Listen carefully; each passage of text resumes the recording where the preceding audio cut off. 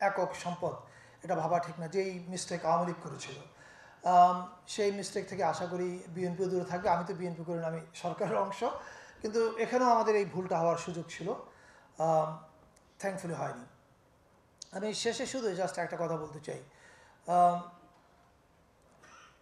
আমরা এখন আমাদের সরকার তো মেয়াদ খুবই অল্প, মানে আমরা অল্প দিনের সরকার, ফলে আমাদের পক্ষে অনেক বড় চেঞ্জ আনা সম্ভব না।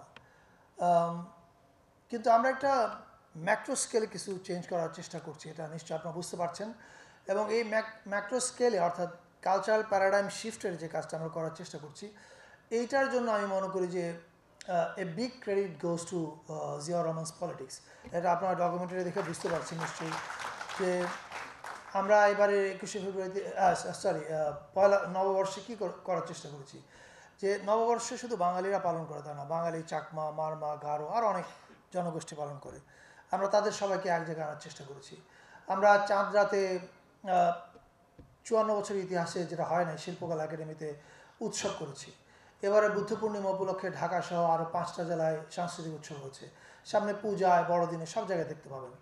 এইটার মূল কারণটা কি? মূল কারণটা এই যেটা ডকুমেন্টারিতে আমরা ব্যাখ্যা করার চেষ্টা করেছি, যেটা রনি বলেছেন, ফুয়াদ ভাই বলেছেন, আরও অনেকে বলেছেন, সাইদও বোধহয় বলেছেন। এটা মূল জিনিসটা হচ্ছে যে আমরা যদি একটা কি বলে পলিটিক্যাল কমিউনিটি হয়ে ওঠার চেষ্টা করি, এটা আমাদের যদি একটা রাষ্ট্রীয় পরিচয় জনগোষ্ঠীর যদি আমরা খুঁজতে চাই, তাহলে বাঙালি জাতীয়তাবাদের ন্যারো লেন্স থেকে আমাদের বের হয়ে আসতে হবে।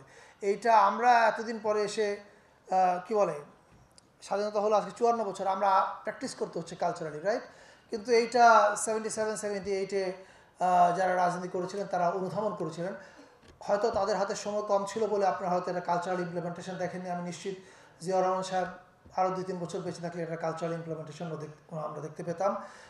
But better late than never, যে আমরা বলতে বোঝাতে চাচ্ছি বাংলাদেশের মানুষ এটা ফিল করতে পারছে যে বাংলাদেশের সামনে আগানোর একটাই উপায় কালচারাল ইনক্লুশন, এবং সেটার দিকে আমরা আগাচ্ছি।